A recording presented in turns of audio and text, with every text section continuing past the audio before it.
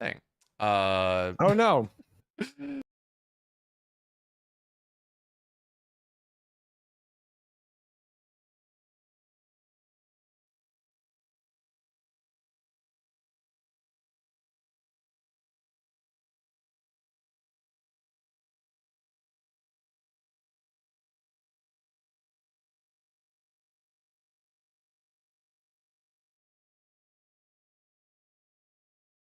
I thought I had everything set up properly. There we go. Okay, so we are here now. Hello, everyone. Sorry about that one. We audio devices, audio gremlins are always going to be the problem. This is, you missed out all types of shenanigans, but what matters is this is going to be the grand finals of the CEA. It's Addepar and Adobe working together against Alphastars. Of course, Addepar, they start with a -2 map score, but that just means maybe we get a little bit more StarCraft. We're going to start on Oceanborn. Is going to be map number 1. And that is how things are going to go. How you doing, Rushy?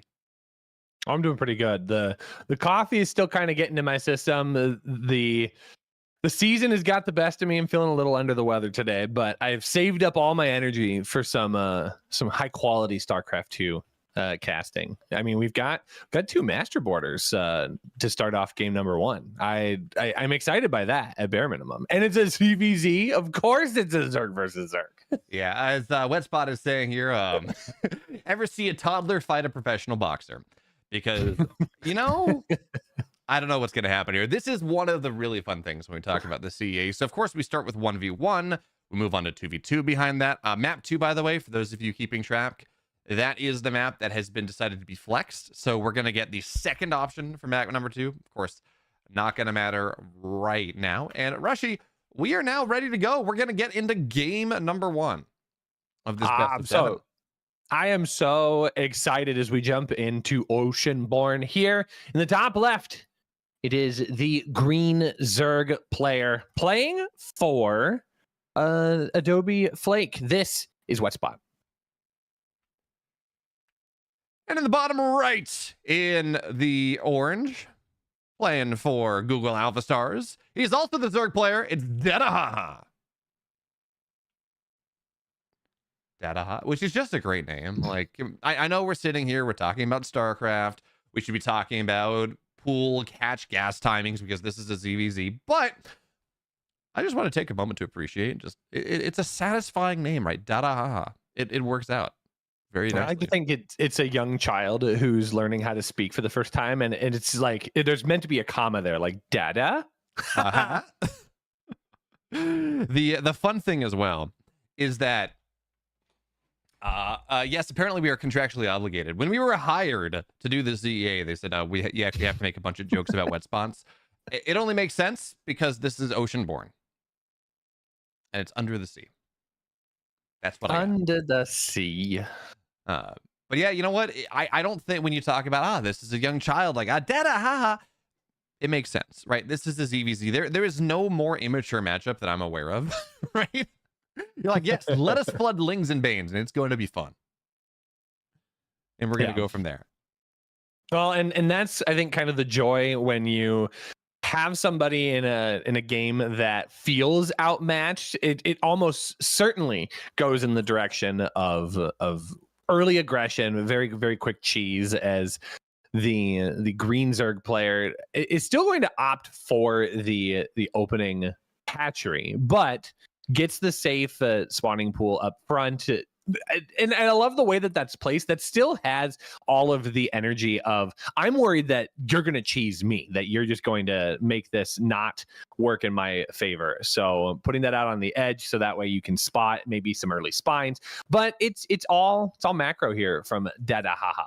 Yeah, when we're talking about being, I kind of expected to see some sort of 14, 13, 12, or, like one of those really tricky all-ins. There's actually an evolution now where you go instead of kind of 14 hatch, 13 gas, 12 pool, and that's how Scarlet killed Rogue in the GSL back in the day. Again, very powerful all-in. But there are some new ideas where you actually kind of take things a little bit faster, but you get your Queen of the Natural a little bit, and you disguise it just a little bit more. Again, surprised we're not seeing too much of that, but also just, look, it's first map of the day, and a lot of these players, Wetspot in particular, is going to be playing a lot of games today. Yes, technically in the rules, they say that you can only play a certain number of times over the course of the series, but the teams came together and said, well, Addobeflake has 2 players available right now to able to play today because, life is busy. So we're going to allow Addobeflake to just ride them like the horses that they are. And they're going to carry them to victory. Just the 2 of them. Just Wetspot and Yolbison working together. That's the story. I was worried that was going to devolve into they're going to ride him hard enough. There's the wet spot. So I'm glad that it didn't go there. I just was worried. Rushy, this is a professional broadcast. This is the Corporate Esports Association, okay? I'm sorry. This is to put some respect on the cast. My bad. There we go. Talking about putting respect on things, we got a Spire on the way from Dada Haha early on, which should have been something that something that's fairly obvious. If you get this scout, 4 gases on 2 bases do not mean 99 times out of 100 do not mean roach play. You might get some roaches defensively, but again, the meta play here is rather well telegraphed, and the bigger question is whether Wetspot realizes what's happening. Now, we're looking at 430, and the 3rd base is only going down right now, which is in and of itself a tell of something. You don't know exactly what it's going to be. It could be 2-base roach, could be other things. But it is a tell that, yes, there is something that's a little bit weird here, something that is, maybe not just quite, yes, roach +1, all that, like the standard ZVZ. Yeah, I like the safety that comes along with it as well. I mean, you are getting a later 3rd, so that does kind of slow your economy down a little bit. But what that leads to, in my mind, is we're going to get that initial influx of mutas here. We've got 7 or 8, but then it leaves open the opportunity to maybe throw in a roach army behind this, and it looks like there's going to be a little bit of that, and that might be necessary, especially since Wetspot's coming across the map right now with his own roaches. The mutas, yes, theoretically will clean up those roaches over the course of time, but if left unchecked, they are going to do an immense amount of damage, and ideally you don't want to use the mutas here on the defense. So now they are going to be put into place here. Queen's going to get brought in from the natural as well. Oh, one of those do go down. Those queens not quite full of enough energy for any transfer transfusions. Those are going to be easy picking targets. But I think if Dadahaha can hold on to the hatchery, this ends up being an okay exchange in the end,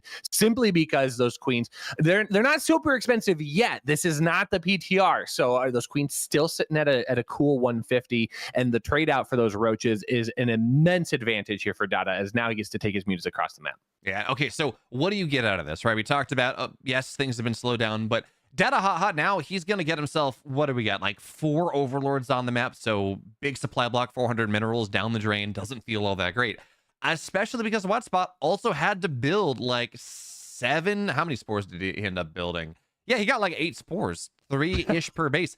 And yes, you do need that defense. That is rather useful. He's actually building even more than that. But the mutas, they're here now, and there are a lot of them. So this spore on the right side, probably going to get taken down again. I think they removed the buff to the spores in the most recent balance patch version of the PTR. So anyways, that as it stands, though, this is not what's happening. So damage is going to get done. Ideally, the queen numbers here are going to be enough, but not if Wetspot is attacking his own queen. So that's not going to work out all that well. These queens don't have a ton of energy, so 4 workers are going to go down. That's going to be a couple queens. Cool. It's going to be some gas mining removed, and this is where mutas get scary, when they're just able to sit here and shut down the defense before things properly get started. Because Arashi, I'm sure you're going to agree, eventually, in the modern Legacy of the Void, mutas are on a timer. If you can get up to a Spire, you can get some Vipers out, mutas don't do anything. The Parasitic Bomb is way too strong. But up until that point, it is very difficult to deal with. Well, especially when you accidentally throw away your only defensive line outside of those spore crawlers in the mineral lines. And those stationary structures are useful, but they don't have the same versatility as the queen does. They can't move around, they can't inject, they can't provide additional resources to your setup. I mean, there's just a rogue drone going in here. Where do you think you're going? Where do you think you are right now? Or are you gonna just drop a spine? Dude, drop a spine. Oh.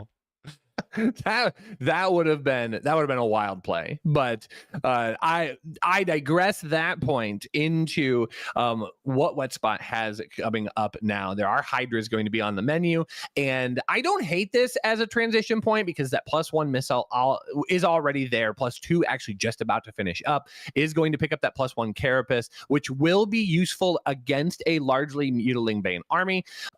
It's going to be those Banelings now that become the very, very scary target here, and keeping roaches as a part of the composition, there is a way that you can maneuver this, but it does take a lot of careful micro. Yeah, I was gonna say, this is what I'm afraid of. So yes, Wetspot not really going into the hive play as much, doesn't feel like they can afford it, or maybe they've taken a little bit too much damage. They're not comfortable that they're going to be able to like defend these core 3 bases as easily as they would like, which, I mean, I don't know that I agree with that. We got 10 spores on the map, so Muta's getting any damage here feels nigh impossible.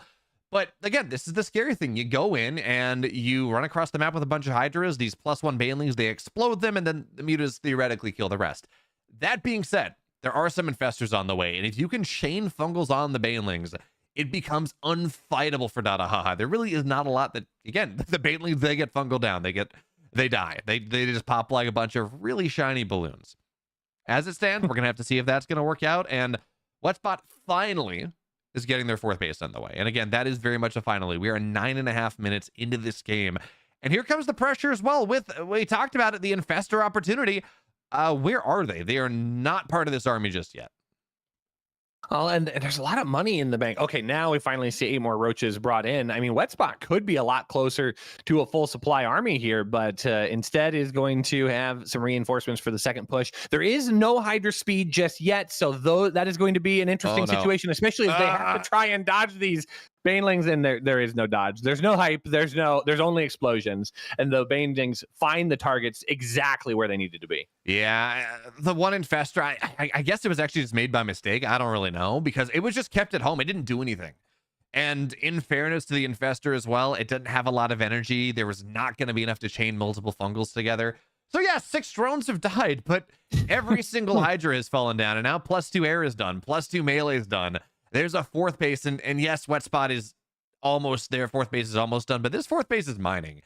And more importantly, the entire army of Evergreen Zerg is dead. So Dadahaha sitting here in a very nice position. And remember, when we get this thing set up, Datahaha is on Google Alphastars. So they're sitting there. They already have, it's weird. So they have to win 4 maps. So it's not a guarantee that, you know, we're sitting here, but they have such a buffer because their opponent has to win 6. So it gets a little weird.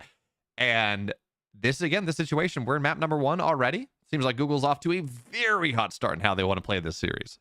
You know that you're in a confident zone when you can take a Muta army and go and just fight lings or queens and hydras. It's a good sign for the orange Zerg player who wins game number 1. That it is. So game number 1 is gonna go the way of the Google Alphastars. Datahaha making that happen. So technically we are at 1 to -2. Figure that one out.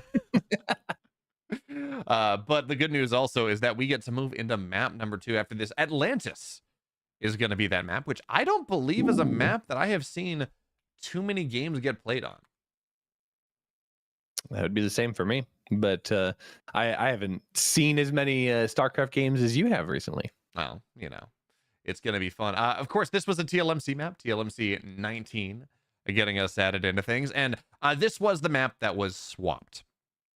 So again, for those of you that are not familiar with how the CEA works, you have, there are 7 maps, right? So, or in a playoff series, there are 7 individual best of ones that get played. And every single one of those best of ones outside of the ace matches have 2 possible maps. There's map A, which is the default, and map B, which is the, I don't want to play this map, let's swap it around. And it seems like Google Alphastars have decided, okay, well, map number 2, we're going to use our swap, and we're going to play on Atlantis. Which is, we'll see exactly how that one works out. It is a map. Let's take a look at this map a little bit. It is it's a frost-colored map. You got a relatively defensible, natural. 3rd and 4th base seem most viable. Seems like a rather large map. We'll see exactly how that works out. But we have Yolbison in. We have Alkin in. And we're going to be getting ready to go rather shortly. Of course, Alkin, the captain of Google Alphastars, Grandmaster level Protoss player. And Yolbison looks like he's going to be playing Protoss. Yeah, so we're going to get a PvP in this second series Rushy. Yep, we're switching from one mirror match to another. Yolbison actually, I think, is retired. I'm assuming like that would imply like Grandmaster plus level player. So I would assume that even though feels like there are some mismatches in the ability level, and I don't even know if I entirely agree with that. I don't have a better way of putting it. I imagine that we're still going to get a pretty close matchup regardless, especially when it's PvP. PvP can go anywhere at any moment. Yeah, and I love, by the way, with the new PTR panelist patches as well, they're like, yeah, you know, we're going to nerf the Disruptor. It's not going to one-tap Roaches anymore. It's not going to one-tap Marauders anymore, but it's going to one-shot those Stalkers. We need that. We're gonna cater to the Terran player's ego a little bit, and they're gonna be, you know, like, it's so frustrating to play against. Sure, fine, but the Protoss players can suffer. It's okay. All right, but we have game 2 ready to go here as we get to explore this map that I have not played any games on. Yeah, okay, so we do have confirmation. Yolbison is GM and only plays in these competitions. So PvP map number 2.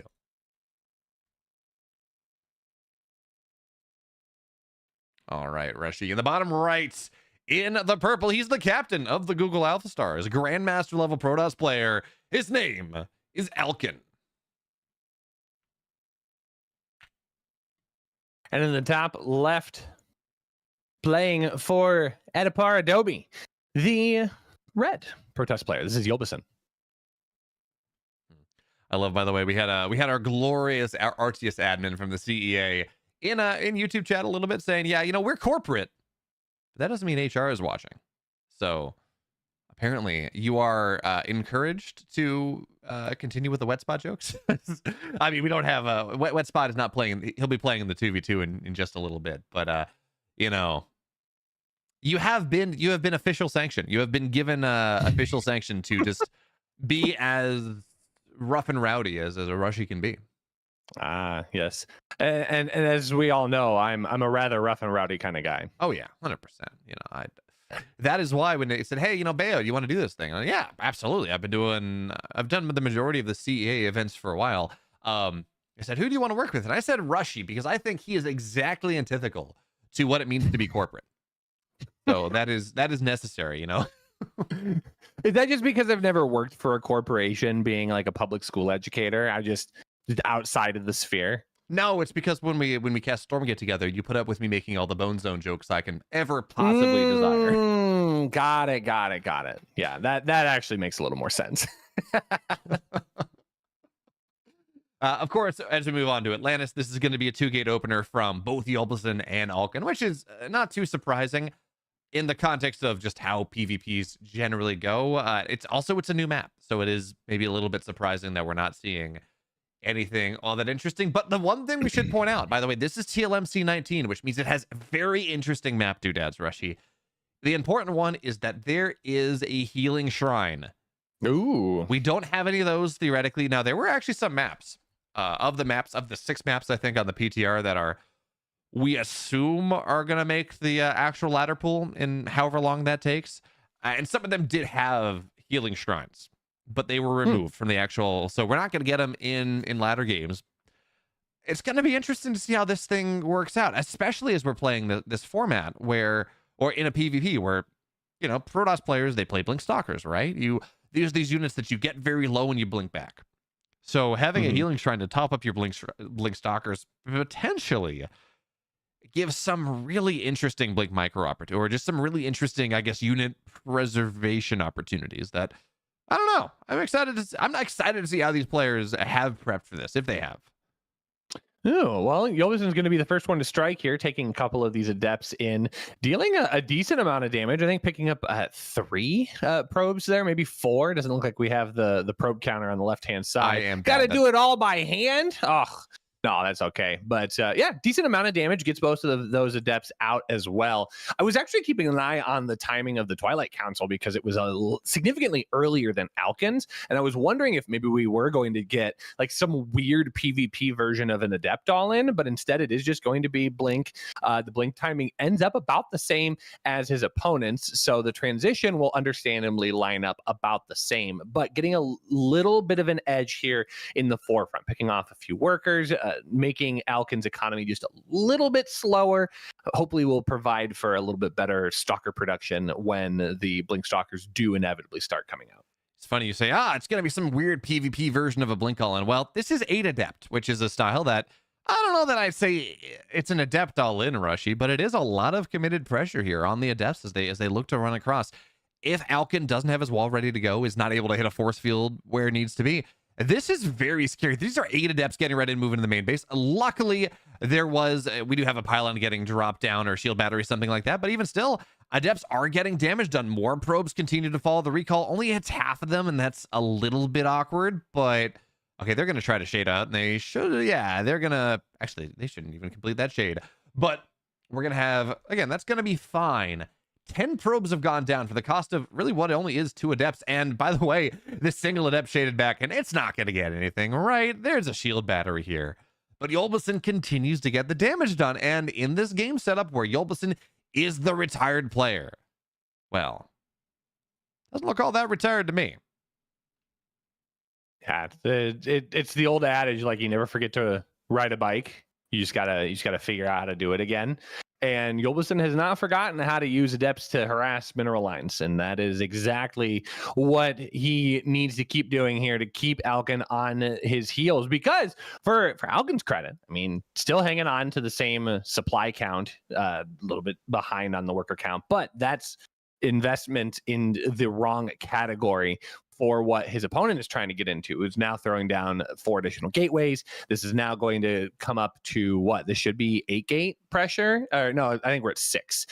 So 6 gates, still very, very strong. It is going to be a lot of stalkers here. Alkin trying to get some of his own damage done as well. Does pick up a couple of workers, but not nearly the same impact that happened on the opposite side of the map. So Yolbison does have a probe towards the north side, kind of off in a little spot as well. Wondering if that's going to be a proxy pylon or could be like a weird secret hidden base. I don't know, but Yolbison right now, no production. His mind is set on moving across the map. Yeah, I mean, he has not been building workers for a while. So that we talked about that adept pressure running across the map, getting damage done. Well, one of the valuable things is that you know, yes, sure, Yolbelson got some damage done.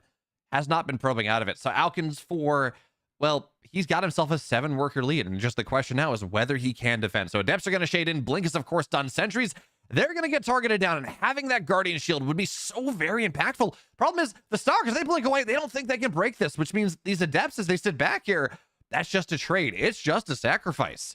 And with the worker lead for Alkin continuing to be here, getting more gateways up, 5 to 6, not all that bad. And there's a Templar Archives done as well. Alkin, the way this game started was not good for them. Not good for him, really, at all. But he's got the worker lead now. He has roughly similar production. He has higher tech. This is kind of, it's not perfect, obviously not. But this is kind of fine for a purple Protoss right now. And by the way, Adepts got in on the other side. So even more probes. I mean, we're at 28 probes here. Alkin's counter harass is being just significantly more effective than anything that Yolbelson, despite the numbers being different than anything that Yolbelson's been able to do because of, again, of that counter harass. Now, that being said, 50 supply in the army to 25 Rushy is still a little scary.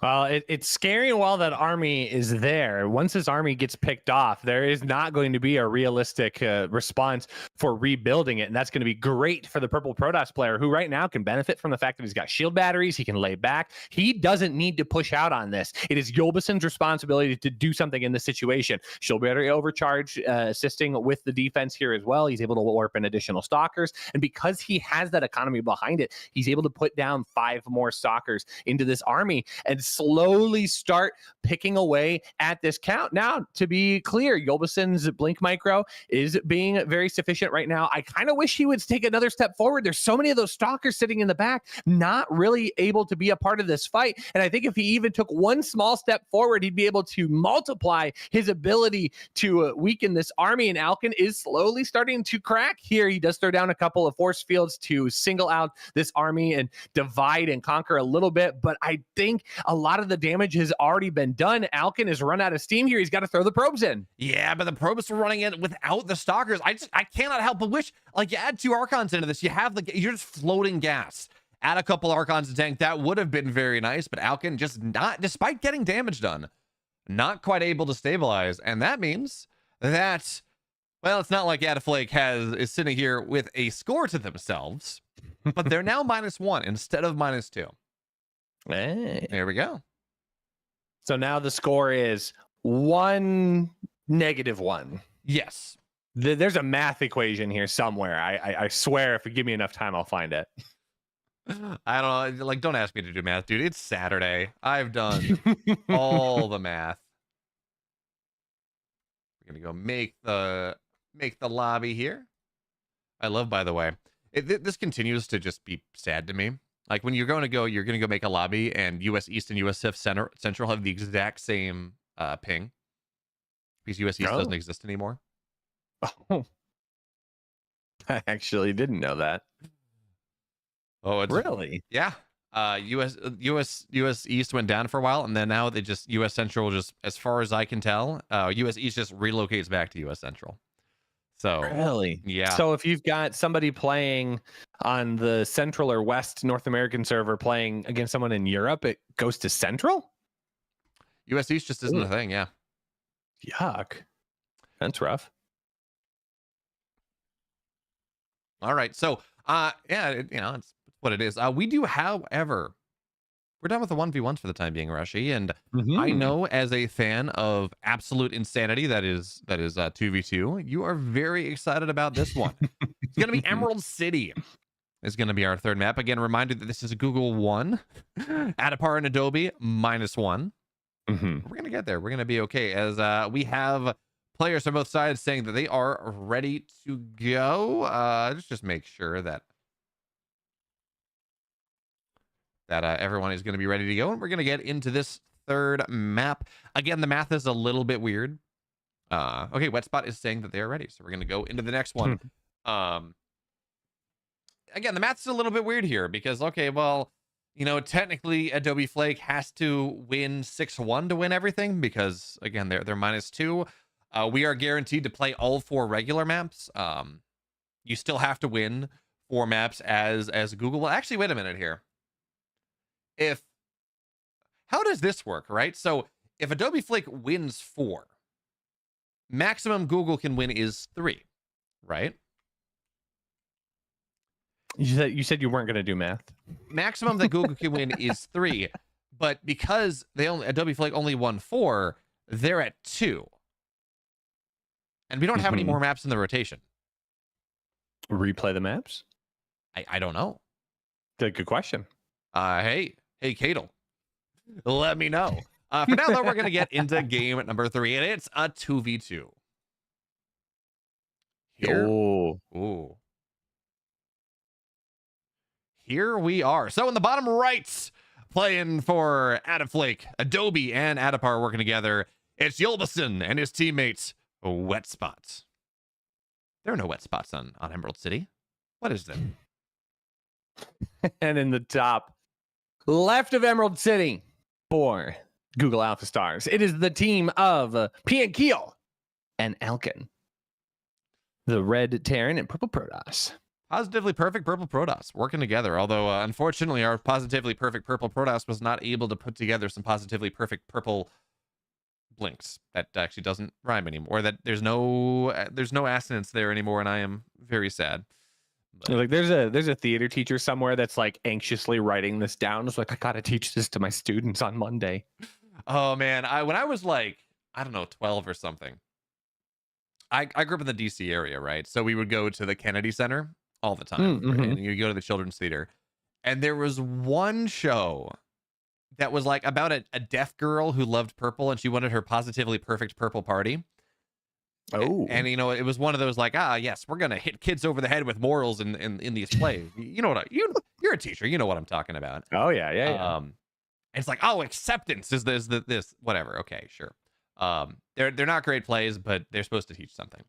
And all I know is a positively perfect purple party, or a positively perfect purple whatever, is just lived rent free in my head for these last 15 years or however long it's been since then. So yeah, I mean, it's a good alliteration for sure. Something like that. So when you talk about 2v2s, right? You talk to some people, they're going to say, well, you know, Sky Terran or Sky Toss and Mech, Sky Mech, sure, is the ideal 2v2 composition. You know, you have this ground control and the standard responsibility, a bunch of air units against Mech doesn't really work because carriers are very good. Tempests are very good. So maybe that's what we're going to see out of these players. I don't know. So actually, I guess the better question is, Rushy, how do you feel about 2v2? Oh, see, I love 2v2. In fact, I have a pro matchup with Loco. We do 2v2 Saturdays every so often. So we play a lot of 2v2. The goal is usually like one of the players plays Protoss, and it's like, okay, buy me 10 minutes of time and I will build as many carries as possible, and we'll just move across the map. So I 100% agree with you. I think if there is a Protoss player in the game, the opposite team has to know that they're on a timer, because that is almost always the destination. You can take a bypass and you can just build as many Phoenix as humanly possible, and that is somehow almost as good. It is just as oppressive. It is very, very annoying to deal with. We've got a little bit of production here in the Phoenix count, but a Twilight Council as well. That is a mystery to me. Yeah, it's always also really interesting, right? When you're playing with it, like Zerg and CV or a Zerg and 2v2 can be great because you're able to go and, you know, you have a lot of map control, you build a lot of stuff. And, you know, when I play team games with my friends, it's like, yeah, you know, just build me time and you're going to keep fighting and I'm just going to max out on my massive Zerg economy and it's going to be fun. But you do have to be careful. You know, you have this as a Zerg player, you have this idea that you want to spread creep and then your opponent can't build anything, or your ally can't build anything. And that is very sad. For now, though, it's going to be dogs and cars, which is the age-old idea. When we talk about this matchup, you get Hellions, you get Lings, and you just try to run everything over, which it can kind of work. Shield batteries make that a little bit different. Phoenix means that, you know, some of these units get lifted, but the Lings are getting damage done. Yulbison and Wet Spot working very nicely together here to just flood the natural and make life a little bit complicated for our Phoenix tank player. Oh, and I mean, there is a tank sitting at the top of the ramp. I'm a little surprised that it hasn't been sieged up, and now it finally will be. Raven floating in to provide a little bit of additional support. I couldn't help but notice that you almost said the term hogs and dogs, and I was like, in fact, we were going to go down a different path if that was the case. I, in fact, didn't even get close to saying hogs and dogs. I said dogs and cars, which is the like Wings of Liberty 2v2 meta. It's Terran Zerg versus Terran Zerg, and you play Speedling Hellion. And you know, your Hellions are trying to get good shots in the Lings. Your Lings are trying to get good surrounds in the Hellions. And that was like this mutually, I mean, you think ZVZ is a knife fight in a phone booth. Well, I don't know. I mean, I was gonna say, you know, I think dogs and cars is a little bit worse, but I don't know, right? Because Banelings are very explosive. The long and short of it. It's true. Banelings, unfortunately, though, they cannot kill Phoenix at bare minimum like effectively or efficiently, maybe at all. But this is what I'm talking about with the Phoenix being very, very oppressive, able to dive in, even if you've got a player that throws down a bunch of missile turrets or you put down a bunch of spore crawlers. They can still be rather efficient and get a lot of damage done. So the direction that we seem to be moving in, we are going to get resonating glaives out of the Protoss players. So Adepts are going to be a part of the overall composition as well. We do see +1 coming in for Yolbasun, and we do see a little bit of Hydra direction, maybe a little Hydraling Bane actually. So we've got the Hydra movement speed upgrade. We've got +1 melee on the way. I don't hate that, especially on this map. Emerald City is very wide. There are a lot of attack paths. It's super easy to kind of split your army up, maybe get a little bit of Ling Bane action to kind of pounce on a moving army and go with Lurkers. I think Lurkers are probably the ultimate destination, especially when you have a Terran player that can invest in some of that high supply count army, getting into battle cruisers, getting into tanks. Those Lurkers can be really, really effective there, and you can just use the Lings and Banes to kind of bully opponents in a direction. You never really need to kill them. You just need to push them in a way that maybe they get cornered by the big army, maybe they get splashed down. It's all about just maneuvering and trying to find yourself the best attack path. Valid, but I also asked you the question, Rushy. Like, the Terran player has tanks. Why does the Zerg player need to build tanks too? More tanks? I mean, I guess, but I'm like, as I'm looking at it, I'm like, okay, so it's Biotank, it's Marine Tank coming out of Yolbasun. Wet Spot playing Hydraling Bane, and it looks to me, I mean, yes, he's got a 4th base, but you're a Zerg player, like, you want 4 bases anyways. And this, to me, looks more like an attempted timing to try to bust a 3rd down than any sort of late game battle cruiser, whatever. Which, again, makes sense. Like, when you're playing 2v2, if you're just trying to hold off to a late game army, that works on ladder, but you know, everyone here is masters and above in the lobby. They're all very good players, and the whole, I don't know how well the turtle style is going to work quite as much. Now, I am a little bit worried because there's a lot of mech from P and Keel popping out on the map right now, and without something like, you know, Vipers, life is, I mean, breaking this position, especially with Blue Flame and 610 of just a bunch of tanks.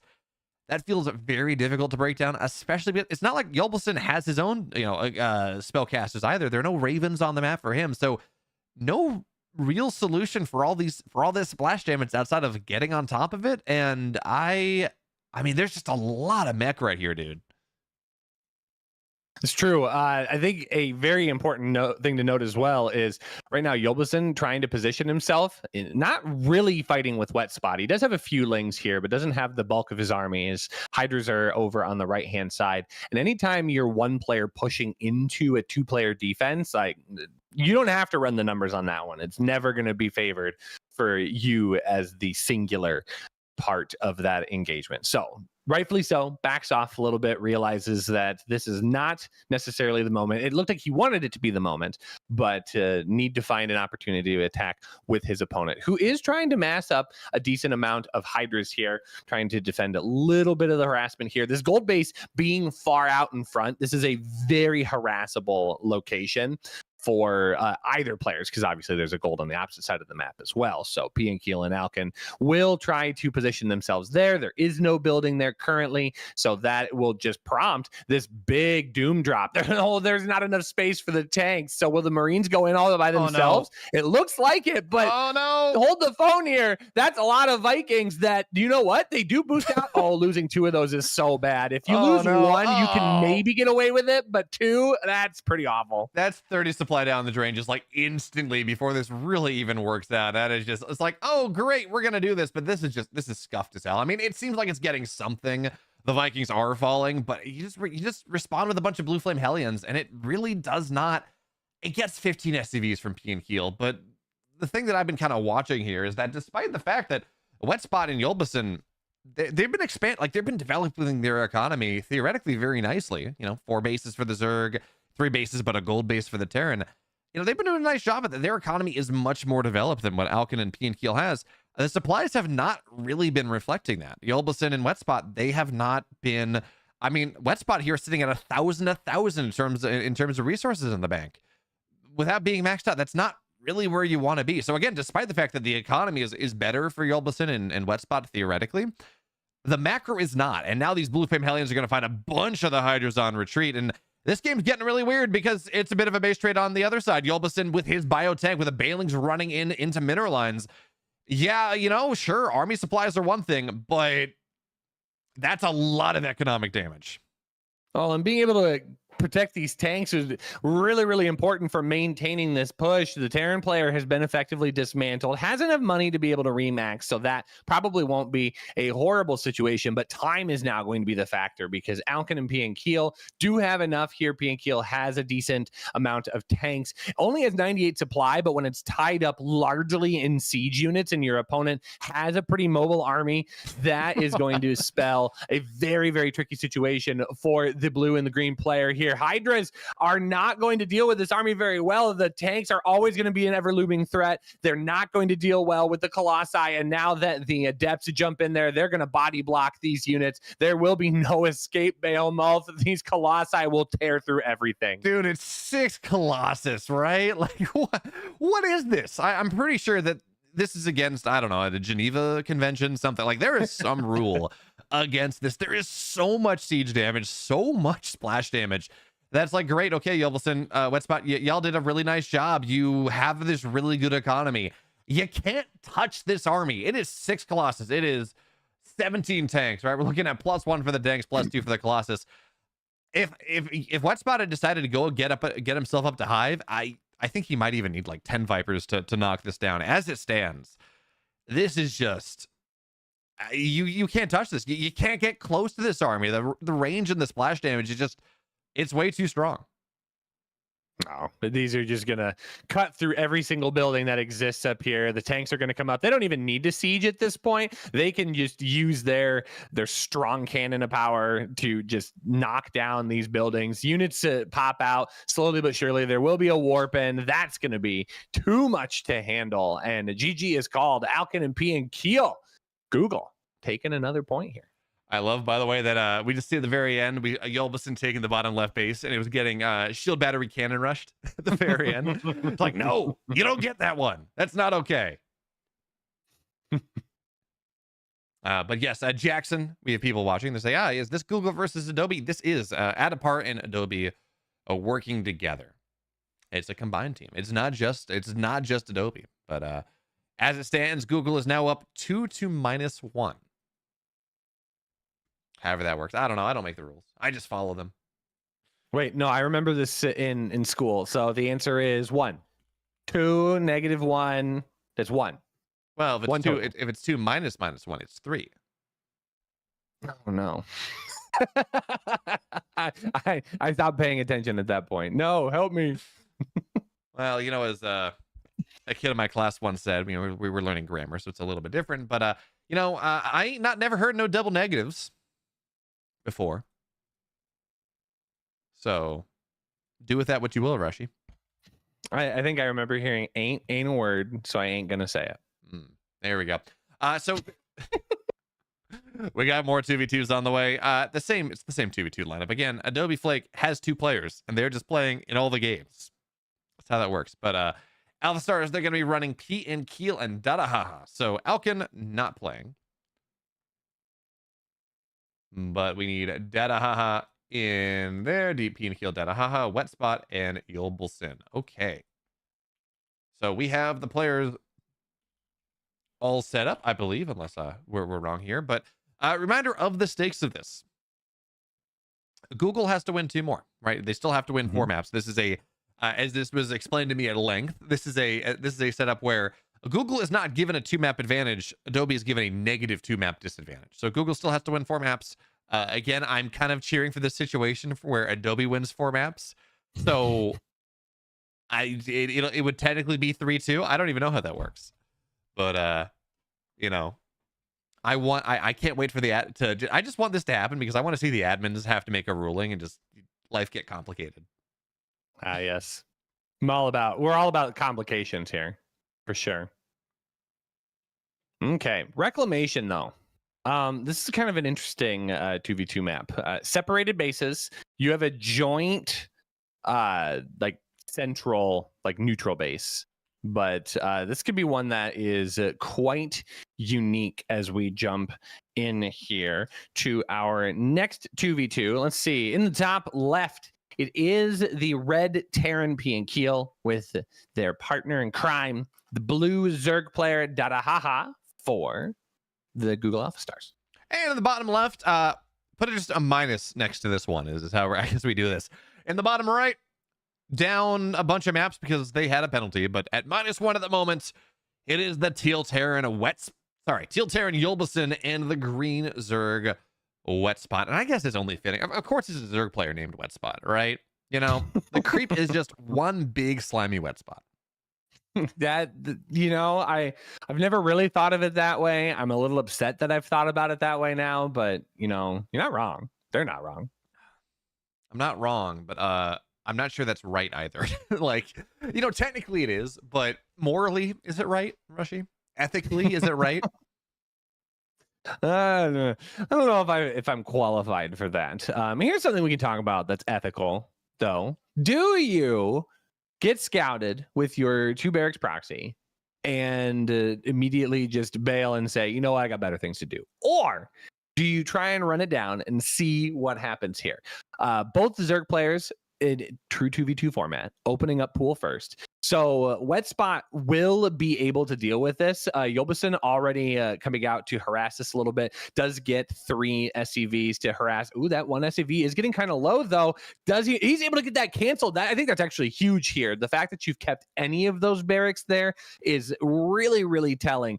Being able to cancel one of those infinitely better for the teal or the blue and green team. Very, very well started. Yeah, I think at this point you complete this Reaper because scouting's still useful. And then you, well, he's building a second one, I was going to say. And then you just kind of float back home. You say, I was figured out. That's not all that great.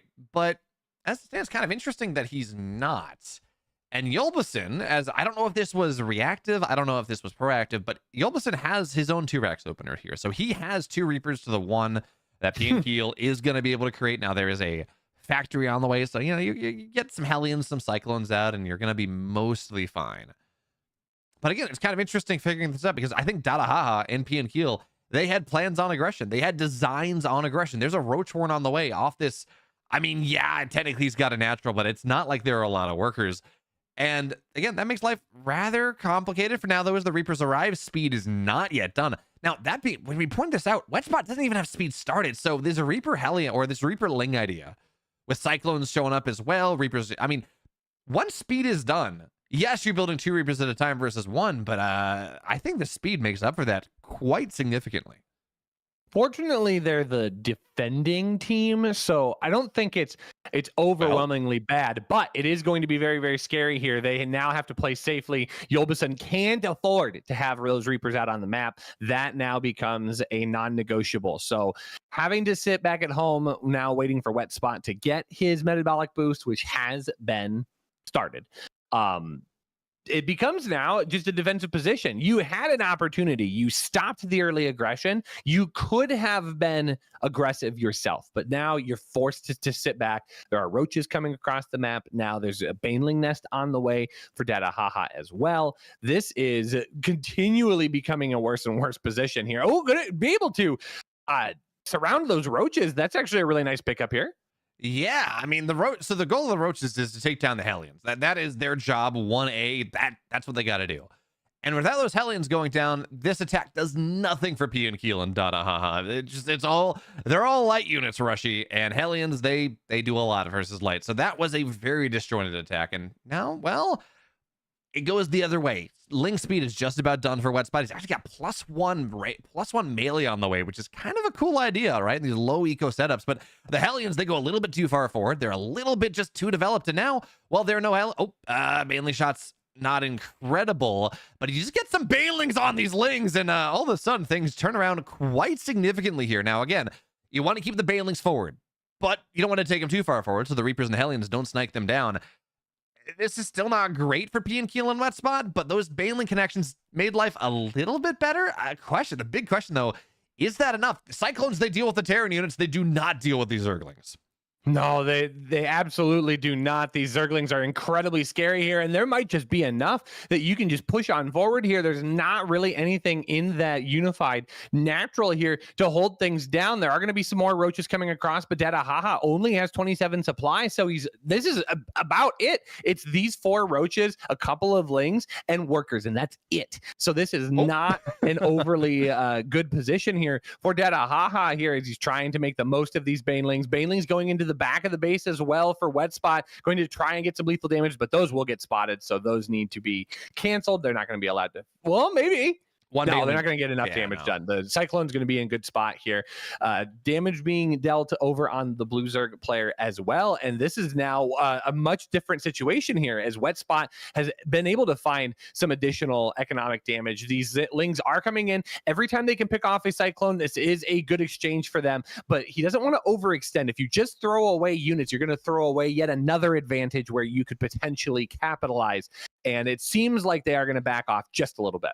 And I mean, P and Keel is not in that bad of a spot. Natural, he got his natural so much faster than what his opponent did. It looks like the third base will get slowed down. 3 Reapers, 2-shot SCVs. So it gets slowed down a little bit. We see some Hellions going, or some SCVs going down, but P and Keel supply is in a rather healthy spot. These Reapers, as they dive in, I mean, 4 Cyclones have many, many things to say about this. They're going to be totally fine. And as it stands, P and Keel, third base delayed a little bit, but that's okay. Their supply is doing nice. Dadahaha is hurting a little bit, but so too is Yolbison. Yolbison is also a little bit behind. If the scan goes down, it's going to show us exactly what's happening. This game is very playable for our red and blue team. P and Keel and Dadahaha, again, maybe not in the best position because they took some damage and their attack didn't get a ton done, but because of how the second half of their defense worked, because of how much Yolbison really, I wasn't going to say Yolbison over everyone else, how much he overcommitted to try to get a little bit more damage done. Again, this game is very playable, I think. Well, and it seems as if there is a little bit of a diverging path for Wet Spot and Yolbison. Yolbison trying to get some decent tier 1 units out, trying to get that stim pack going, getting some tanks, some Marines, having a little less complex army that can at least be stabilizing if there is a push that comes across the map, or just straight up just wanting to go and deal some medevac damage as well. However, we do have Wet Spot, who is grabbing his tier 2. He does have his lair. It is going to be faster than Dadahaha's, so that tech could be an advantage as it goes forward. And right now, it looks like it's going to go into Glue Reconstitution. So we are going to get roach speed. We are going to get +1 missile as well.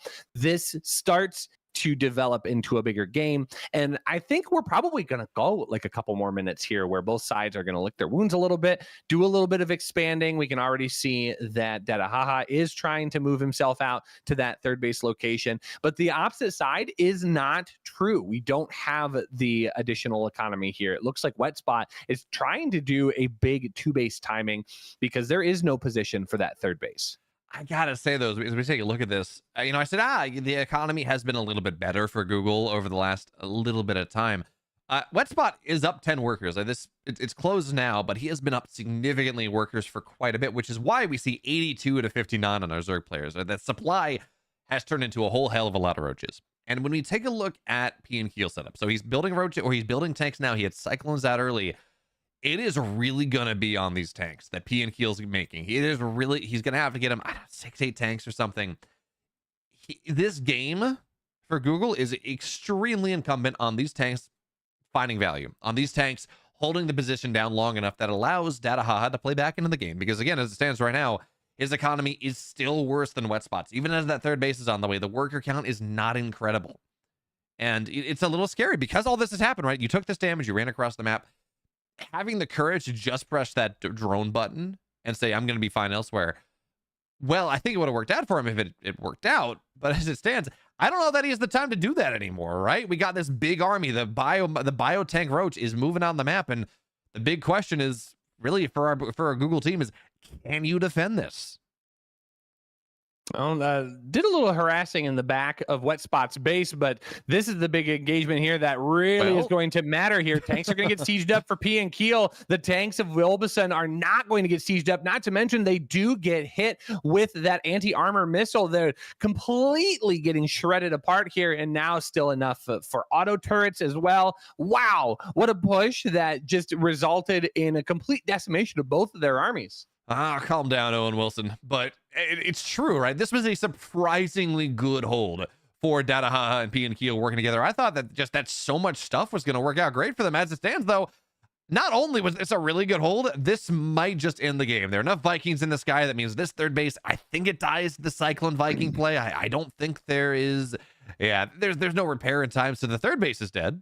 P and Keel has his third. Yolbeson doesn't. He's down about 50 supply, 60 supply compared to what P and Keel has. And yeah, Wetspot, his supply isn't a good spot, but it's a Roach Ravager. You know, that is almost always a lie, especially when there are this number of tanks, when your opponent has Roach Ravager. Now, if you get on top of the tanks before they siege, but they didn't, the Biles did not land. So the tanks, they're still here. They're still very happy to fight.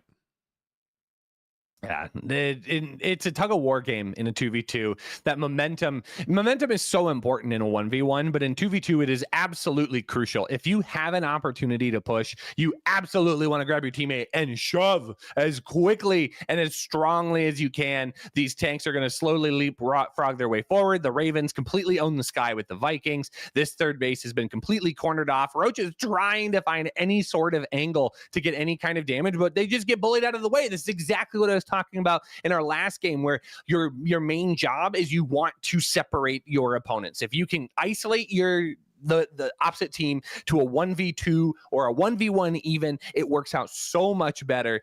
So now all of a sudden Wetspot is across the map trying desperately to find any sort of damage. Reinforcements will be available. There are tanks on the high ground that'll push this back and away, but meanwhile the damage continues to be done on the opposite side of the map.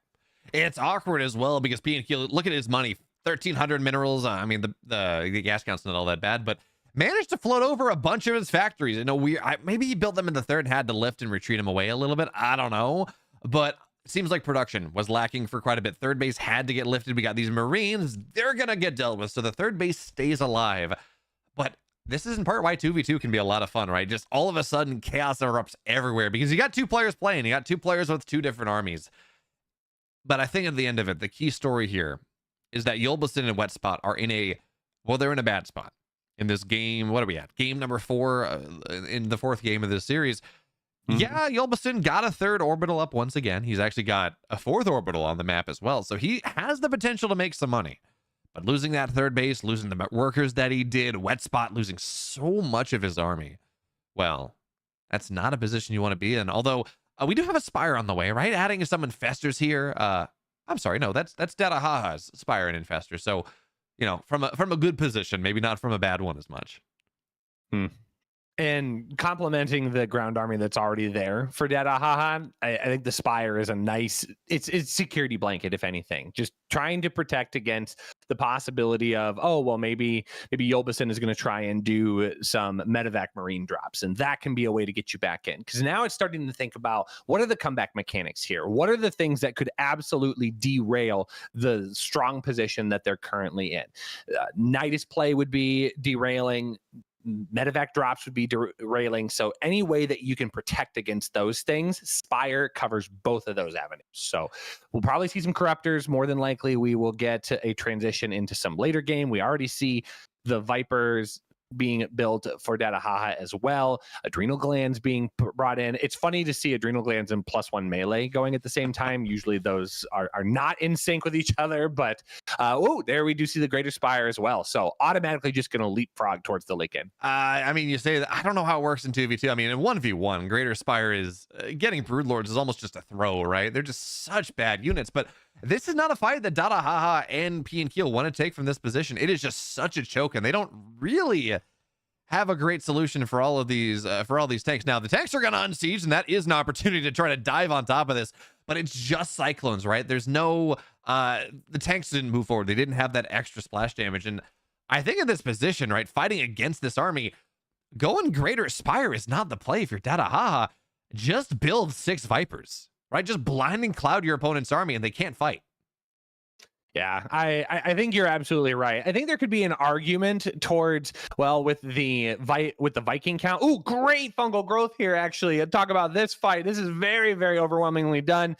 Some Ravager Biles that do get brought in. We do have is that Microbial Shroud put onto the enemy army?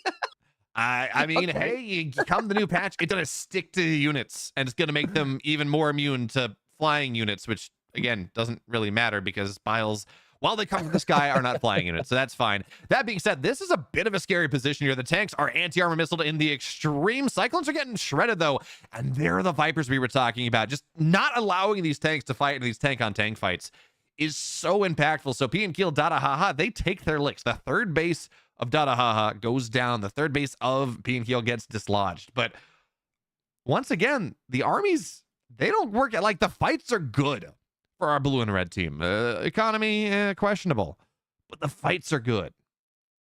Well, if you can keep the high cost units around, there can be an argument to, okay, I lost some of the base and the economy that I had, but I'll just invest that money into more economical units because my high cost fighting units are still alive. There is an argument for that, but you don't want to lean into that because that can fall apart in the blink of an eye. The army of Wet Spot getting caught out, going to be surrounded by Lings and pushed back and away, but P and Keel able to push down that third base. The fourth base has been discovered as well, so this is going to get pushed off.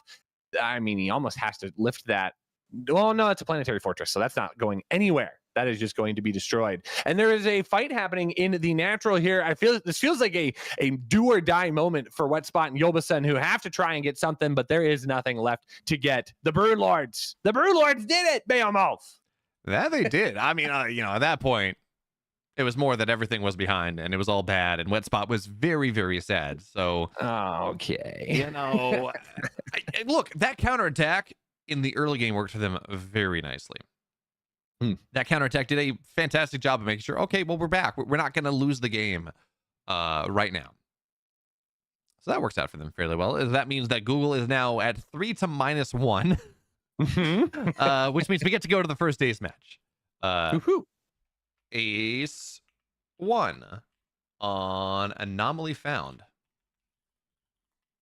which is also so while you set that up, so the idea that I was going to talk about with Broodlords possibly being effective in a 2v2, there could be an argument, especially since you have a Terran teammate, that the air control with the Vikings and the Ravens, one of the bigger issues with Broodlords is you have to sacrifice the unit that could protect them to make Broodlords. So Corruptors have to turn into Broodlords. That all of a sudden now opens you up to a lot of air harassment because obviously Broodlords don't hit the air. But if you've got an opponent that has a decent amount of Vikings, that then provides the air support that the Broodlords need. But I agree with you, is like, there's already tanks, so why not just invest in Vipers, which are going to be useful additionally in different ways, and just push with that. So that was my thought that I wanted to have earlier.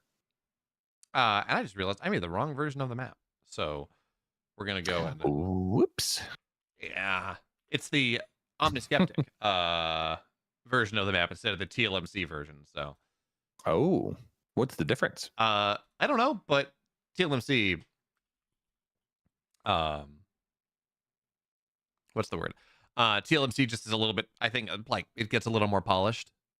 Right. The creator specific, because Omniskeptic made this map. Oh, got it. Kind of like how they make a ladder version, they optimize it a little bit. Yeah, or they take out some of the unbalanced portions of the map. Yeah, or they, they go and like the map version or the ladder versions of the TLMC maps had their healing shrines removed, which is sad. I don't know if this map has WAPs. WAPs? Yeah, worker only paths. It's actually kind of this really cool idea. Yeah, so the idea, and actually Pig did a fun tournament like this. Oh no. By the way, we have our aces. So again, if Google wins this, the series is over. If what's the word? Wow. If Addoflake wins, we continue. Is just how that goes. And Dadahaha is going to be ace number, is going to be the Google ace. Yolbelson is going to be the Addoflake. Is going to be the Addoflake ace. So that's how that's going to go. Let me go and let them know. Dadahaha v Yolbelson for ace 1. And we may go into this very soon. But yeah, Rushy. I'm kind of hoping we're going to see worker only paths eventually. It's kind of some rather interesting ideas. Makes the way, just changes the way the games get played a little bit. But not gonna. I don't think that exists on this map. In fact, I don't know that there's anything particularly wild about this map. Like, it's just it looks like a rather stage. I don't think it uses. Maybe those are healing shrines in the corners. We'll see as we get into game. It's always fun. One of the fun parts about the CEA is we get to go and take a look at maps that we otherwise would not get the chance to take a look at. Yeah. Gotta love the uniqueness of this series. But here we are. Ace number 1. In the bottom right, it is the blue Protoss player needs to win every single game they play. They want to win this series. For Adobe and the other person that I'll say in a moment. It's Yolbelson. Addepar and Adobe. There it is. Well, the funny thing is, even if they win every single map remaining, they still won't have 4 maps. So I don't know how this works. Anyways, in the upper left, up 3-1 or up 3 to -1. There we go for Google. Dadahaha. The Alphastars. I like the lightning on this map. I don't know if you hear it, but you get the occasional shocks. Yeah, this is pretty. I do love the creativity that comes out of the Team Liquid map making contest, because it pushes the limits of what people can conceive. Even if this is not contextually a world that exists in the StarCraft 2 universe, it's still cool to see that all of this was in the map maker somewhere. What's also kind of cool, so let's take a look at this map a little bit, because it does have some interesting things outside of the lightning that, are pretty. There are these rocks in the natural that kind of give you this wall, but they are half damage. They start half damage. So that's step number 1. It means that, if you try to wall off this natural, it can be fine, but it is a little bit more difficult to go in, a little bit easier to break through maybe than it might otherwise be. We got a backdoor 4th. Okay, very interesting here. There's a rich Vespine geyser here on the left side. So it's like, this is a little bit of shades of what was it? Not Oceanborn. Where's the under the sea map that was in the map? Abyssal Reef? Yes. Shades of Abyssal Reef, right? Where they're like just 5 bases that you can take fairly easily.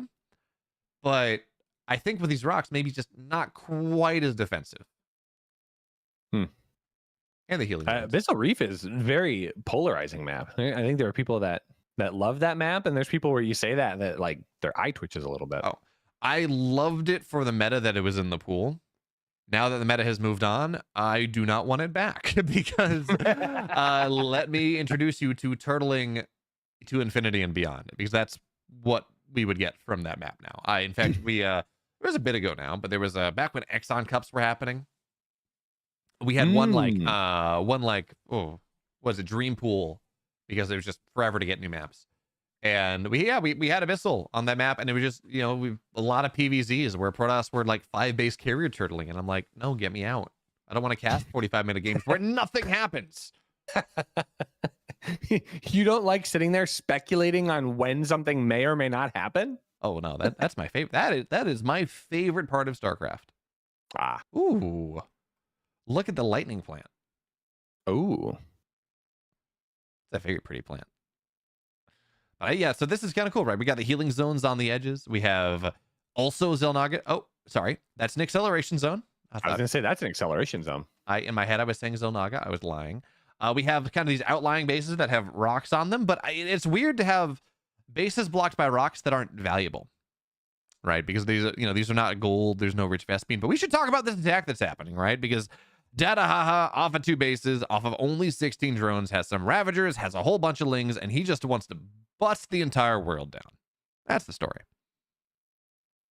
Well, I mean, Yolbison is the only person that's been able to secure a point off of the Google Alphastars here. So being able to knock this down early and often, it seemed like a good idea. And being able to pick away at the cybernetics core, which is being healed as much as it possibly can by that shield battery. It is now out of energy. There is no overcharge that is going to be used on that. So that now creates a wide open door here for these Lings to come on in. The Ravagers are the target du jour because they do pack the most punch, but these Lings cannot be ignored and everything gets swarmed here. I don't know. Void Ray opener is usually pretty strong in a PvZ, but this just doesn't feel like it's going to hit the same way.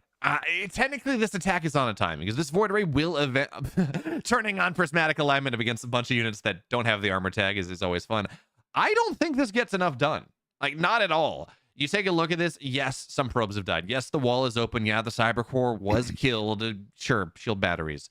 But this was always going to be on a timer. This Void Ray up here always means that eventually every unit dies. And as we saw from Yelbison, yeah, there are more Lings running onto the other side of the map, but there's going to be a second Void Ray out soon. And only 3 probes going down, and this wall still existing.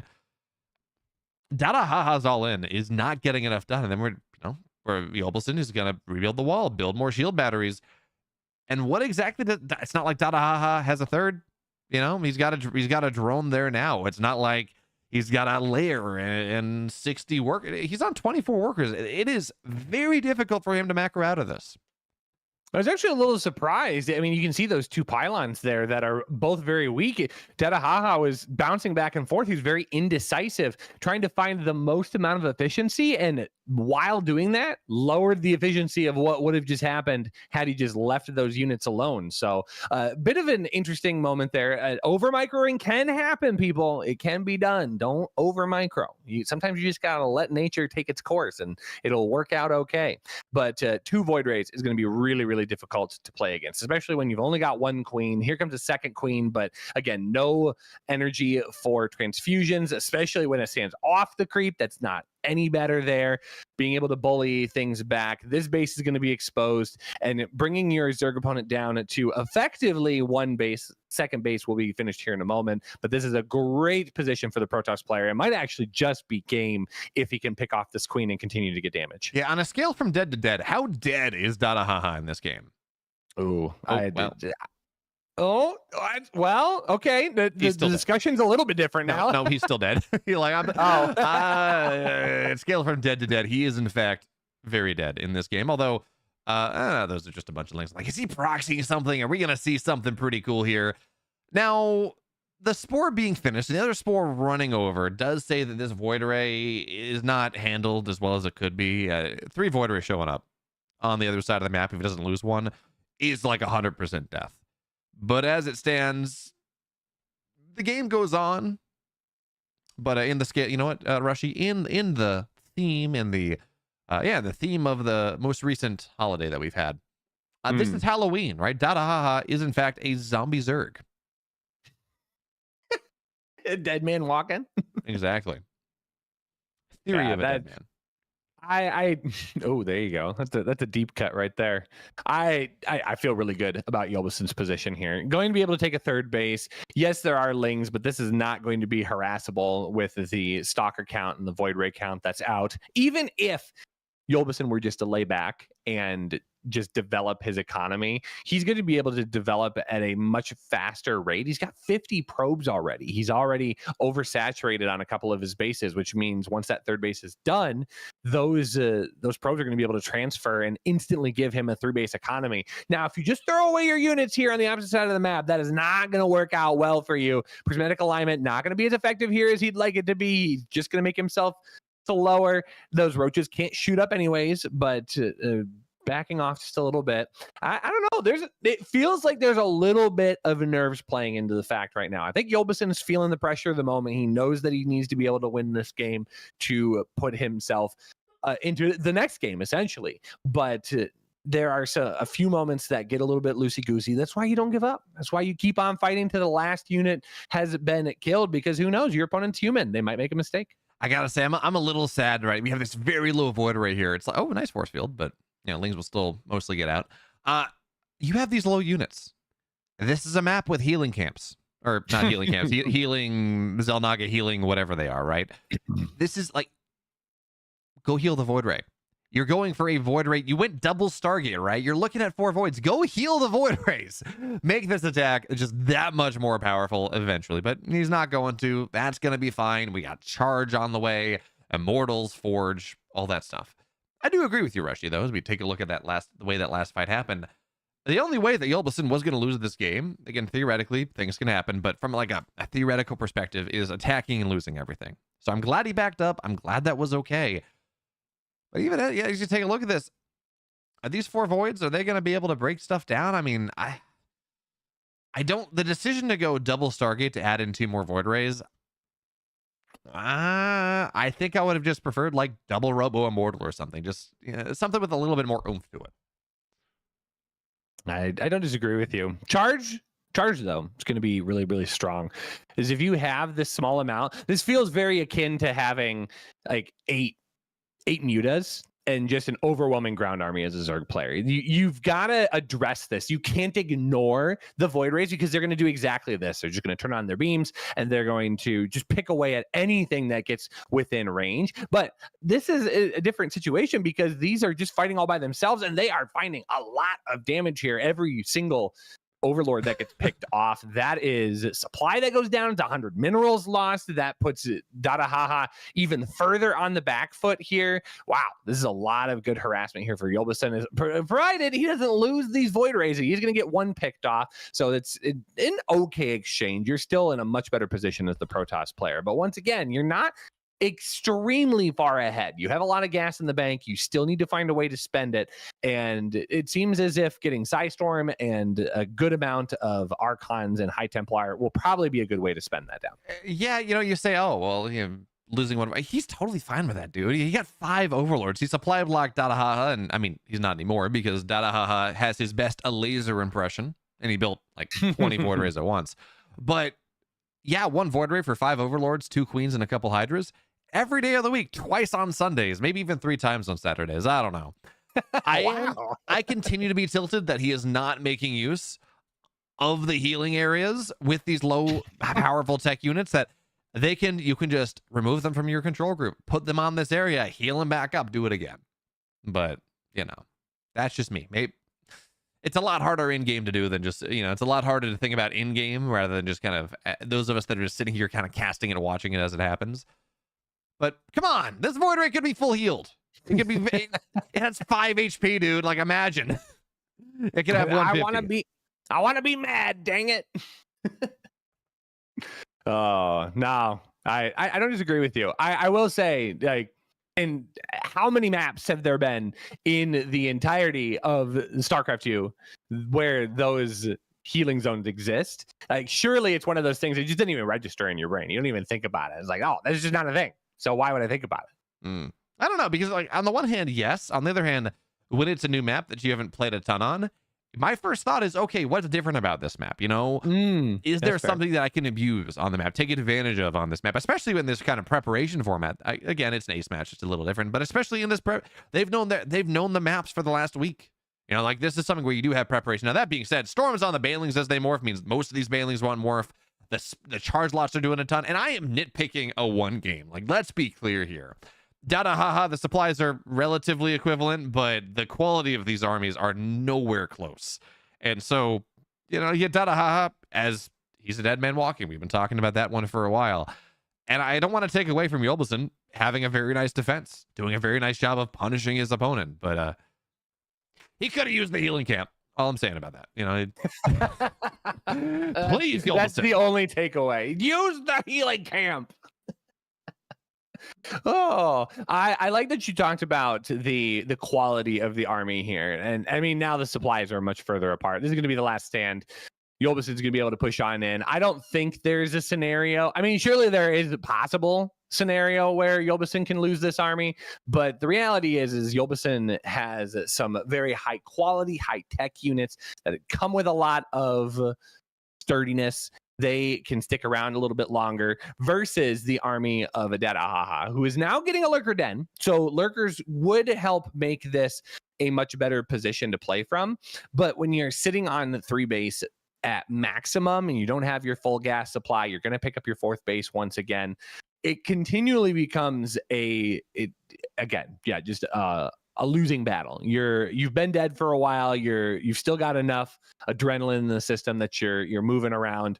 But ultimately, Yolbison here, who now is supply max, he should just a move. He should just a move and just watch the armies crash, and he's going to come out on top. Not only is he maxed, he's got 15 gateways behind this, so the Zealot Remax is just about as scary as anything else. Lurkers are on the way. They're not here yet, and that's a lot of dead supply. So you'd look at this like 188 to 141, but again, also that's 18 supply of lurkers just sitting there, not able to do anything until the rest of the armies are dead. Now, I don't know that there's any detection in this army right now. Nope. Okay, there is. So the lurkers are getting gunned down. Yolbison is going to take a map, and that means that we get to move on to map 6 in this grand finals. It's not over just yet. Although this does mean that Addepar and Adobe, they are right now at a 0 map score. Woohoo! Woo-woo! They've won they've filled the hole. They got their team out of the hole they dug and they filled it back up. Now they can just finally start. Now they can finally start playing the game. Yo, gotta love that. Yeah. Jacob Summit, by the way. So the way this works, as we've been talking about, let me get all this set up. We've been talking about this format. We have 1v1 ace, 2v2 ace, and then one more 1v1 ace, like ultra ace, if that happens. So we're going to be moving on to Jacob Summit for map number 2. And I have a sneaking suspicion. I know who Addoflake's ace 2v2 ace setup is going to be. Rushy. Oh yeah, what's your guess? I think it might involve a wet spot. Okay. Yeah. And it is rainy here, so that makes sense. Who's the other player? I think also it's probably Yolbison. I may be. Dude, it's a bold guess that is going to be instantly verified. Oh, Dadahaha. Ah, shoot. It could be. For the memes. Dadahaha moves on over to Addoflake for A6, like, yeah, but being stolen. All of a sudden, we put our hand up to the ears, like, oh, we've actually got a breaking news. Dadahaha has actually been traded away from the Google Alphastars. It's mid-match. You've heard of the Woj bomb? This is the Rush bomb. The Rush limb bomb. Okay, nope. Yeah, nope. Thank you. All right. Weird. You know what? I have never seen this map. I've never seen Jacob Summit before. I'm sure there's a joke there. We're gonna be mature. We're gonna move past it. We are on the Western server, and it looks like it is very lava filled, or maybe sand. Ooh, I think it's sand. Definitely sand. Well, the good news, well, I guess maybe not the good news necessarily, but we do have Yolbison actually playing Protoss, like maintaining their main race in this setup. So you do have that. It's going to be maybe easy peasy for Addoflake. Maybe not. We'll see. But for now, map 6. In the upper left for Google, they went up 3-1 very quickly. Well, I guess 3-0. It's complicated. Anyways, actually, you know what? We're going to make this 3-1 because 3-0, because that's technically where we are. I am the upper left in the cool colors, in the teal and the purple. It's P and Keel and Alkin. And in the bottom right, still fighting for their series life, it is the blue Protoss player Yolbasun and green Zerg player Wet Spot. Cheesy peasy. Cheesy peasy. That's very nice. They're not cheesing though. It's Uh-oh. macro for both of them. Yeah, that's why it's cheesy peasy. I had some tea before this, Rushy. It was very nice. Ooh, okay. So what kind of tea? Well, once upon a time, a guy in a clan in a team league that I was playing on at the time, when I was like first starting this casting thing, he said, Bayo, I like the casting you do. You're like the Earl Grey of StarCraft casters. So like contractually before every cast now, I'm obligated to make a mug of Earl Grey. Although we do elevate. I have a nice bag of loose leaf Earl Grey that I steep myself instead of using a tea bag. So, yeah, teabagging seems more of like a Call of Duty type of method. I don't know. Just kind of makes sense to me. Maybe Halo.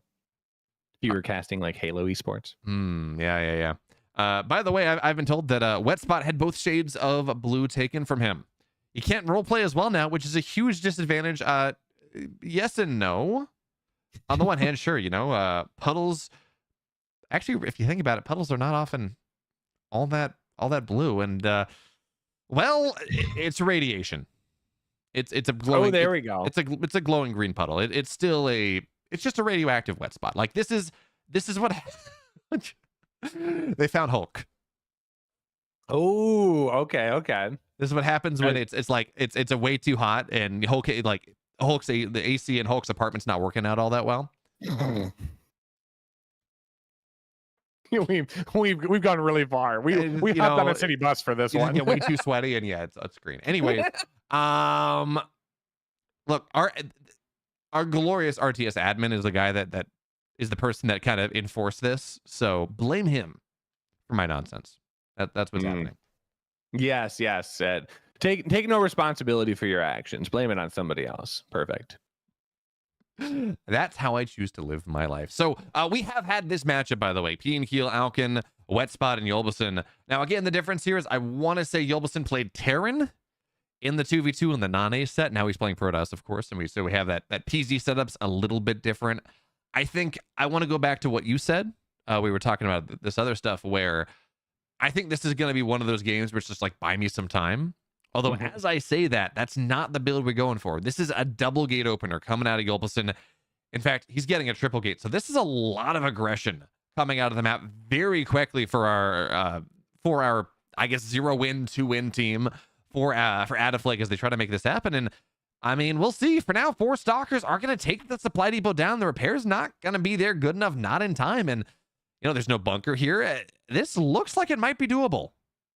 Oh, yeah. I was going to say the Lings do need to get there, and they do pour on in at the very end. Stalkers are not going to clog the entry there, but they do need to get that bunker. Bunker is finished. That is going to deal a decent amount of damage. The surround is finally going to go down on that. A little bit of repair trying at the last second. Oh my gosh, they might actually do it here. There's more than enough Lings to be able to harass all of these units, and the Stalkers have been left alive as well. This is a really, really good all-in timing here. There is one Void Ray to rule them all, but that Void Ray is only going to pick off one Stalker. This is incredible damage, and honestly, I don't see a scenario where they're going to be able to recover from this. This is a ton of damage. Yeah, I think we're going to the ace match at this point, which again, we're going to have to wait for the end. I don't know how this is going to work out if we go to the final ace match in terms of who wins, who loses, who tells the story. But Alkin, yeah, Google's out. So technically, the third map on the board for Addobeflake, but also only the first map on the board for Addobeflake because of how that all works out. Which means we go into map 7 at 3-1. Man, I don't know how this works, actually. I'm very Cadle. Please tell me if Addobeflake wins, do we play more maps? Like, how does this work? Or is it just like Google is won because they have the most wins and they can't theoretically get more wins? I don't know. Your guess is as good as mine. I don't know. Do these maps? We'll find out. But for right now, map 7 is going to be on Babylon. It's a blast from the past. How do you feel about Babylon? Yeah, look at it. I have no feelings. Yeah, that's fair. It's just it's a map. I don't know that I don't know that I necessarily have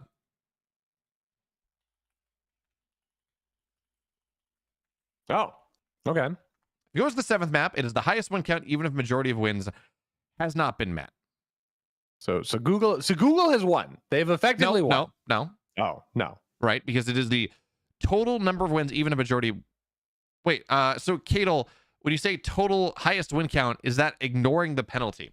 So if Addoflake gets 4 map wins, do they have 4 wins or do they have 2 wins? Right, 4 minus 2. Which is 2. Yes, which would be, that means that this is unwinnable.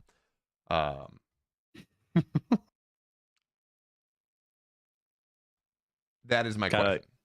Gotta love the unique scenario that admittedly they put themselves in. Yeah, I don't know that I've ever seen anything like this, but it is a wonderful situation. By the way, we knew Wet Spot was going to be the ace for Addoflake. Again, you can only have each player play ace once. There was no I wanted to check because I don't know if they had some extra agreement, but so yes, mathematically there is a guaranteed winner, is what Cadel is saying. So congratulations, Google. You've won. Yay. Yay. But we're still going to play the ace match. We're still going to play map 7. That is, yeah, Cadel's saying, like, this is the first time I'm aware of this ever happening. It's like, it's weird. Like, how do you figure this out? I don't know, but we are going to be ready to go once our aces return. Someone has gone and asked for a restroom break. But Babylon, again, map number 7, it's going to be Alkin versus Wet Spot.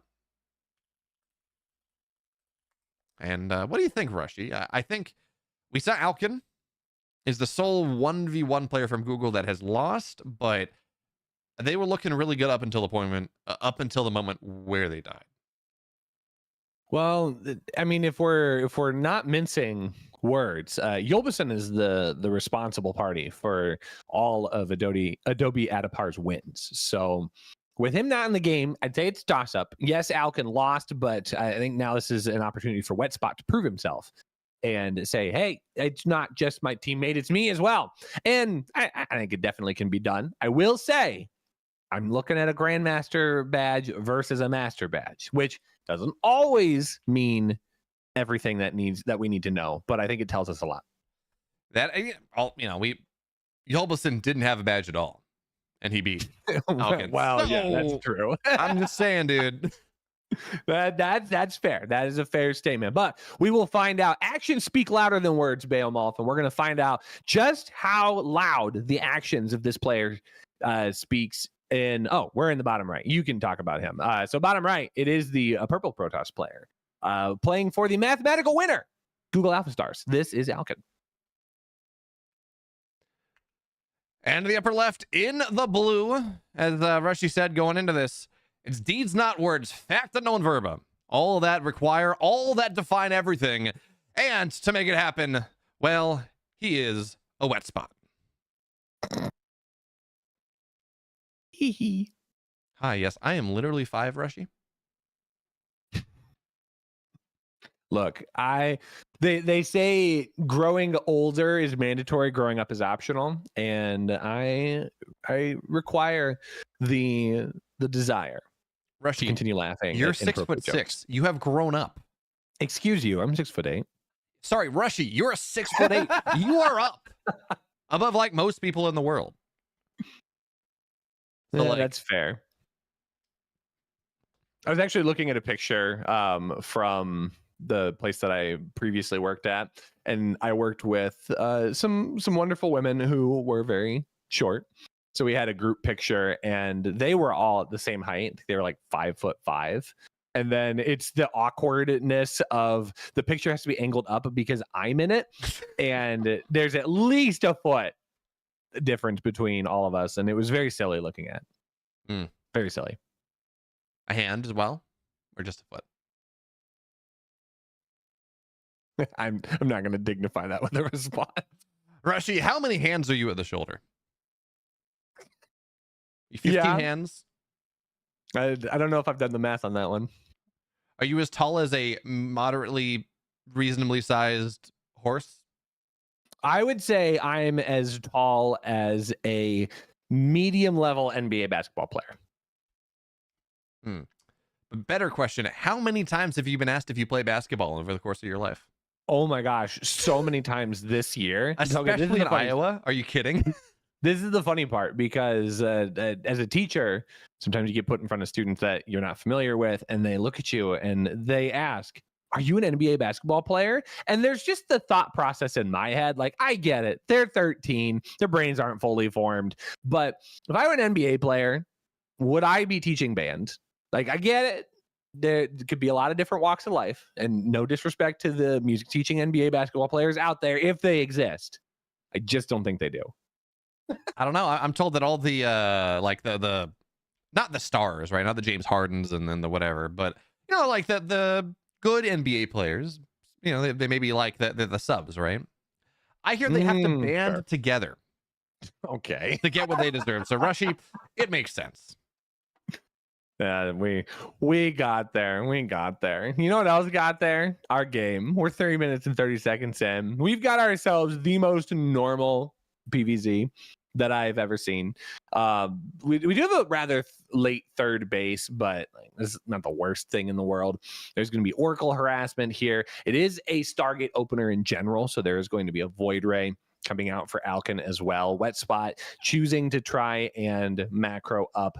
Again, that third base is surprisingly just a little bit late, especially since the majority of the production tab right now is just drones and queens, essentially. So losing an Overlord for scouting, meh, but confirming that this is not going to be any crazy pressure. Well, it does slow down, right, from the natural being rather delayed as well. This was a pool first coming out of Wet Spot. I guess you're in Ace Match 7. You're being very careful about what exactly it is that your opponent's doing. So, yeah, it slowed down a little bit. You don't want to die to, like, some sort of weird 1.5 base timing, which, you know, if this was a pro-level game, you know, if this was, I don't know, Max Pax versus Solar or something, we would not expect to see the Protoss player doing anything like that. You know, we would not expect some weird 2-base timing. Maybe if it was Estrella, but otherwise, not really. Oh, no. Oh, man, that Oracle gets out on 13 HP, 2 more queen shots, and instead half the mineral line, both queens, not able to do anything, and the Adepts run in as well. So the opening from Alkin, again, slow natural, slow third base, slow natural. You're just being as safe as possible, but this is obnoxious. 5 drones go down, a bunch more. Actually, it's going to be 6, maybe even 7 drones. Half the workers in the main base not mining. Queen's not able to do what they want to do. I mean, oh, man. Does not feel good. And behind this, well, we got, what are we? This is going to be 5 gate? No, 6 gate glaives on the way, coming ahead of Alkin. So if some damage is good, Rushy, more must be better. I mean, that does make sense. That math checks out. I ran that math in my head, and it does sound like it's a pretty sound idea. Ooh, and the fact that there's a Spire going down for a Wet Spot, I don't love that for his journey. I don't think that is going to respond well here. I mean, there is going to be +1 carapace, +1 melee attack. That is helpful, but against resonating glaive adepts that are going to be incredibly strong against those light units, that is going to be a difficult war to win. Yes, it is going to be helpful in pushing off of the Void Rays, but the Void Rays are very quickly not going to be the major issue that you have to deal with. It is going to be the overwhelming amount of adepts that are starting to pool up here. Yep, there they finally go. They are going to shade forward. And I don't know. I mean, the Spire isn't even going to be done. So not even going to have Muta to try and deal with this. It's just going to be Lings and Queens. Yeah, the downside is if this was 10 Mutas on the map right now, or something like that, 10 Mutas deals with this Adept idea very, very, reasonably easily. They're light units. Mutas do nicely there, but also they track things down. They fly. But because there's nothing on the map, and in fact, the Spire is done, and Alkin's building Lings instead of... Oh, no. Oh, yep. He says lull because he knows that this game is over at this point. Unfortunately, really being extremely greedy with this setup, right? Not getting a Roach Warren, not building anything, just trying to drone up massively, well, it's kind of given how Wetspot decided to play, it's kind of a build order win. 39 drones go down immediately. He's gonna run across the map with like 10 +1 lings on the vague idea that there is nothing there, and unfortunately for him, there are in fact units that exist on the third base, so that's not going to get anything done. These 5 mutas will not affect a positive base trade here, Rushy. This is not going to work out all that well for our blue Wetspot. No. Anytime you see 45 workers killed on the tab, 4 mutas will save. He called it. No, anytime you see that many workers, one-sided even, there isn't a single worker loss for the opposite side of the map. Alkin has come away from this relatively unscathed. And yes, theoretically, this does clean it all up. But at what cost? It will cost literally everything.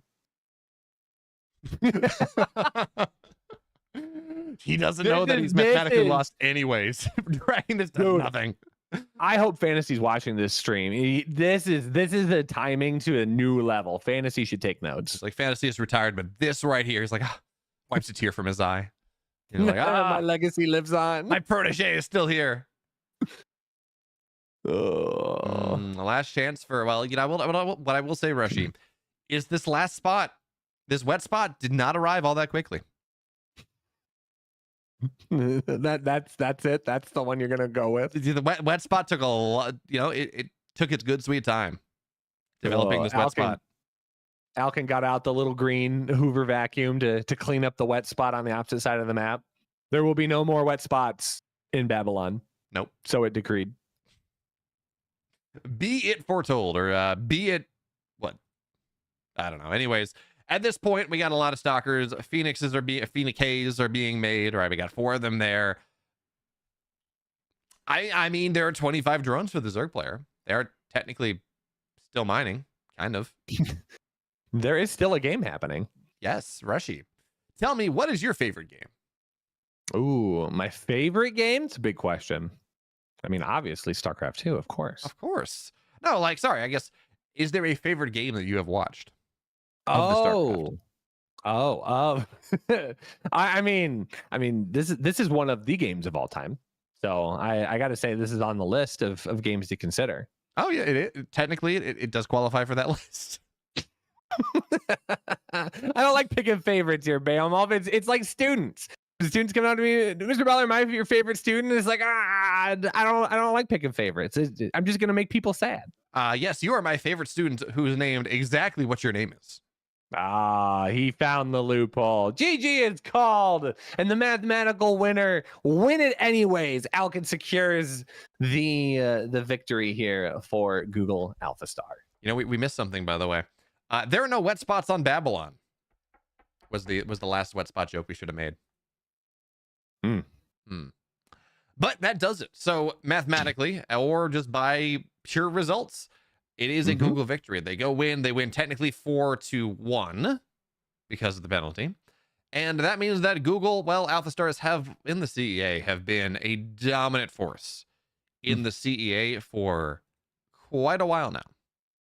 They will continue that. Of course, Shopify. Actually, is Shopify in?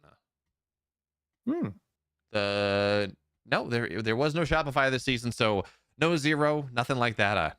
Unfortunately, I didn't cast the most recent season of the CEA, so some things have changed. But Alphastars, they were not the #1 overall seed in the regular season. But it's always interesting when we take a look at this setup, because you try to make sure that you have a reasonable seed going into the playoffs. You try to make sure that if it's a season where there are more than 8 teams, which this time there were, you want to make sure that you qualify into the playoffs. But once there, I mean, everyone's got a relatively equal shot. So they came in at the #5 seed. They've won the entire thing, taking down the team that took down the #1 overall seed. They took down Epic Systems, who took down Michigan. But shout out to Adobe Flake, right? They took down the collegiate super team of Duke and a whole bunch of other teams in Blue Flame Hellions.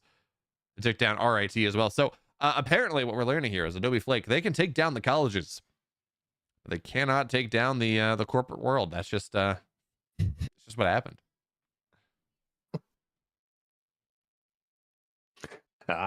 Very, very well played. It was a good series, fun games. It's nice to see the format. Big shout out to the Corporate Esports Association for putting on this this event and helping make this possible. It's fun. It's community. That's what we're all about here in the gaming world, is just developing communities any way possible, whether it's your close friend group or maybe people you enjoy working with. There's always a way for us to bond over StarCraft 2. So big shout out to Corporate Esports once again for helping organize this event. Yeah. Not only that, not only is it community and fun and all these things and maybe some shenanigans occasionally, but also, this is for charity. So when you do play into the CEA, there is you do have to pay into it, right? There is an entry fee, and that entry fee goes into donations to whichever team has won their charity of choice. I think second place gets shared to donate to as well. So I'm not exactly sure what Alphastar has decided as their charity this season, but I'm sure we'll figure that out I'm sure that's somewhere. For now though, Google Alphastar has won. We got runner-ups from Addobeflake, money going to charity, community, camaraderie, all of these wonderful things Rushy that talked about. So I'd like to take a moment now to say thank you so much to the CEA for having us on. Thank you to the players for providing us with some entertainment this afternoon. Rushy, as we're done here, Child's Play. Thank you, Thayer Birch. Child's Play is going to be Google's charity of choice, donating a lion's share of the prize pool going on over to them. But Rushy, as we put a pin on this setup of these last 2 hours of our stage, any final thoughts? No, I mean, I think you covered it very, very well. Wonderful players contributing to great causes. Child's Play obviously is a wonderful organization. If I'm not mistaken, is that the organization that provides video games to children struggling with health issues? Hospitals, I believe so. Yeah. Yeah, no, it's super cool. Super great way to support families in need and children who deserve to live as much of their childhood as possible in childhood-like ways. So a big shout out to them. And yeah, I think you covered it all. All right. Great set of games today. So thank you so much for tuning in, everyone. Thanks to CEA for having us on. There will be a Stormgate RTS CEA season that's starting up very soon. I want to say the finals for that one are December 14th. So that's something to look forward to. And of course, hopefully moving into the spring, there will be yet more games, yet more StarCraft. And we will see you all maybe then. But for now, thanks for watching, and we will catch you next time.